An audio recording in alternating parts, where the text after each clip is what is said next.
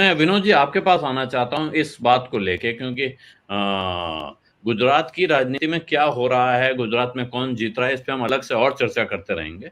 इस वक्त की कहानी यही है कि आखिर अरविंद केजरीवाल का डिजाइन क्या है, अरविंद केजरीवाल की पॉलिटिक्स क्या है, और वो क्या अपनी पॉलिटिक्स में साफ साफ तौर पे सफल होते हुए दिख रहे हैं, या भारतीय जनता पार्टी ने उनको फंसा दिया है, या भारतीय जनता पार्टी को लग रहा है कि अरविंद केजरीवाल एक आगे चल के एक कांटा बन सकते हैं, इसलिए इनको फंसा के रखा जाए। देखिए, आपके 3 सवाल हैं। अरविंद केजरीवाल का डिजाइन क्या है, अरविंद केजरीवाल के इरादे क्या है। एक तो ये है, क्या भाजपा ने अरविंद केजरीवाल को फंसा दिया है और क्या उनको आगे के लिए खतरा मानती है। देखिए, जहां तक डिजाइन की बात है अरविंद केजरीवाल की, तो हम सब इस बात से सहमत हैं। देखिए, आम आदमी पार्टी भले ही अभी तक पंजाब चुनाव से पहले तक वो एक क्षेत्रीय पार्टी थी दिल्ली की, लेकिन उसका जो चरित्र है, राजनीतिक चरित्र, वो राष्ट्रीय है। उसका प्रसार और प्रभाव जरूर दिल्ली तक था, क्षेत्रीय पार्टी। बाकी जो क्षेत्रीय पार्टियां हैं, वो उनका चरित्र, वो क्षेत्रीय पार्टियों का चरित्र भी उनका क्षेत्रीय है। चाहे समाजवादी पार्टी हो, एनसीपी हो, शिवसेना हो, टीडीपी हो, टीएमसी हो या डीएमके हो, ये क्षेत्रीय पार्टियां अपने प्रभाव में भी क्षेत्रीय है और अपने राजनीतिक चरित्र में भी क्षेत्रीय है। लेकिन आम आदमी पार्टी अकेली ऐसी पार्टी है जो प्रभाव में तो क्षेत्रीय थी, लेकिन उसका राजनीतिक चरित्र हमेशा राष्ट्रीय रहा। 2014 में तो उन्होंने बड़े जोर शोर से चुनाव लड़ा था पार्लियामेंट का, और कितने सारे उम्मीदवार खड़े किए थे, और खुद अरविंद केजरीवाल बनारस चले गए थे नरेंद्र मोदी जी से लड़ने। लेकिन पंजाब चुनाव के बाद और पंजाब की जो कामयाबी है, उसने आम आदमी पार्टी का हौसला बहुत बढ़ा दिया। और अब उसको लगता है कि जिस तरह से कांग्रेस के अंदर पिछले काफी समय से जो अनिर्णय की स्थिति थी, जो बहुत ही मतलब कमजोर स्थिति में कांग्रेस हर जगह हो रही थी, तो आम आदमी पार्टी को उसका विकल्प बन करके भाजपा के सामने आना चाहती राष्ट्रीय स्तर पर। और अरविंद केजरीवाल की महत्वाकांक्षाएं तो हैं इस देश का प्रधानमंत्री बनने की, इसमें कोई लुका छिपी वाली बात नहीं है। तो वो उस तरह से, उस डिजाइन से आगे बढ़ रहे हैं। पंजाब ने उनको बूस्टर दिया कि हाँ भाई, हम इतनी सफलता पंजाब में मिल गई तो गुजरात में क्यों नहीं मिलेगी।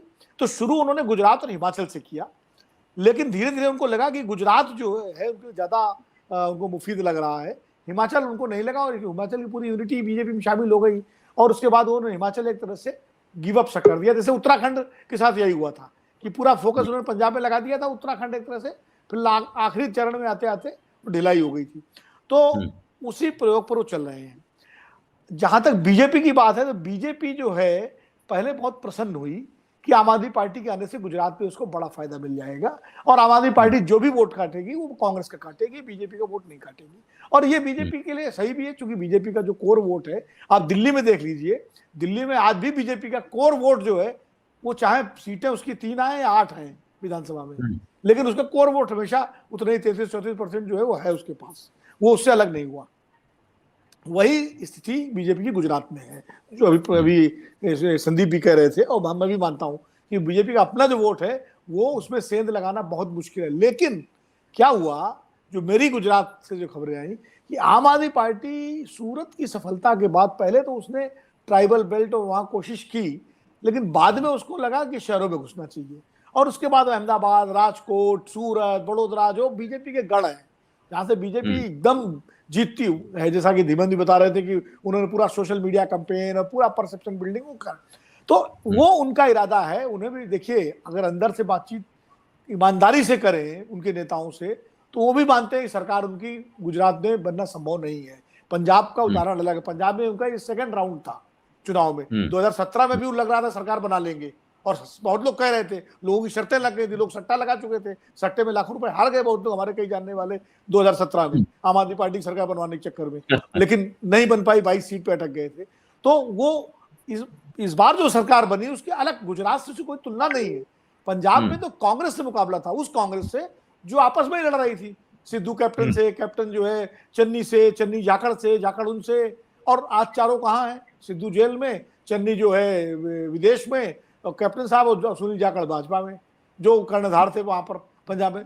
गुजरात में स्थिति नहीं है, गुजरात में मुकाबला नरेंद्र मोदी और अमित शाह की बीजेपी से है, उस बीजेपी से जो 27 साल से वहां पर शासन में है, और संघ की पहली प्रयोगशाला है, वहां गांव गांव, गली गली, नगर नगर, डगर डगर संघ के कार्यकर्ता और नेटवर्क मौजूद है। तो उतना वहां आसान नहीं, खाली खेल यही है कि 5 से 6% वोट ले लो, और राष्ट्रीय पार्टी का दर्जा ले लो, ये उसका है। और उसके बाद अभी अनाउंसमेंट हुआ है कर्नाटक में भी वो चुनाव लड़ेगी सारी सीटों पे, ये भी आम आदमी पार्टी ने घोषणा कर दी है। तो अब कर्नाटक चले, तो ये उसकी पूरी कोशिश यही है कि किसी तरह जो भी कांग्रेस का वोट बैंक है उसको अपनी तरफ लेकर के और बीजेपी के समानांतर एक विकल्प बने। लेकिन क्या वो बन पाएगी, ये एक बड़ा प्रश्न है। और खासकर राहुल गांधी की यात्राओं को जो सफलता मिल रही है दक्षिण में, उससे अब इतना आसान भी नहीं है कि आम आदमी पार्टी के इसके केक वाक हो जाएगा। चाहे गुजरात में भी सामने नतीजे आ जाएंगे तो पता लग जाएगा कि कितना पानी कहां बह रहा है। बीजेपी की जहां तक बात है, बीजेपी को यह खतरा लगा कि शहरों में अगर आम आदमी पार्टी ने ज्यादा प्रभाव जमाया तो उसका वोट बैंक खिंच सकता है। और जिस तरह अरविंद केजरीवाल ने लक्ष्मी गणेश का कार्ड खेला, जिस तरह उन्होंने बिल्किस बानो पे खामोशी अख्तियार रखी, जिस तरह कॉमन सिविल कोड पे भी उन्होंने गोलमोल जवाब दिया, तो उससे जो है, और वो बिल्कुल अभी आज जो उन्होंने गुजराती में जो भाषण दिया उन्होंने कल, और उस भाषण में राम मंदिर की तीर्थ यात्रा कराने का भी उन्होंने जिक्र किया, तो पूरा हिंदुत्व की पिच पर जिस तरह चले गए हैं, उससे बीजेपी को एक चिंता जरूर हुई कि यार ये कहीं ऐसा तो ना हो कि भीतर ही भीतर हमें कुतर दे। तो वो जो फंसाने वाला काम आप कह रहे हैं ना, कि जो एमसीडी के चुनाव डिक्लेयर हुए, वो घोषित हुए कि भाई ठीक है अब आओ तुम दिल्ली में, दिल्ली तो तुम्हारी है ना, तुम दिल्ली के विधानसभा, अगर यहाँ तुम एमसीडी हारते हो, वो जोखिम उठाते हो, तो तुम्हारा विधानसभा का खेल भी बिगड़ेगा, इसलिए अब दिल्ली में मेहनत करो। तो एक तरह से भारतीय जनता पार्टी ने बड़े सलीके के साथ वो एमसीडी के मामले में उनको फंसा दिया है एक तरह से। अब एमसीडी जो है उसके चुनाव विधानसभा की तरह हो रहे हैं, क्योंकि पूरे मर्ज विलय हो गया तीनों नगर निगम का, और विलय होने के बाद वो चुनाव पूरी तरह से विधानसभा और लोकसभा के स्तर पे होंगे दिल्ली में। उसी तरह की कैंपेनिंग होगी, उसी तरह का धूम धड़ाका होगा, सारा कुछ होगा। केजरीवाल बनाम मोदी होगा, मोदी बनाम अमित शाह बनाम केजरीवाल होगा, ये सब चलेगा। तो अब आम आदमी पार्टी को अपने रिसोर्सेज दोनों जगह डाइवर्ट करने पड़ेंगे, यहाँ भी, और गुजरात वो छोड़ नहीं सकते, हिमाचल छोड़ना अलग बात है। तो ये एक दिक्कत तो थोड़ी उनके सामने आएगी। लेकिन तीसरा जो सवाल आपका है कि बीजेपी ये मान के चल रही है कि आम आदमी पार्टी उतना तो बढ़े कि कांग्रेस का नुकसान करे, लेकिन हमारा नुकसान करने की स्थिति में ना आए।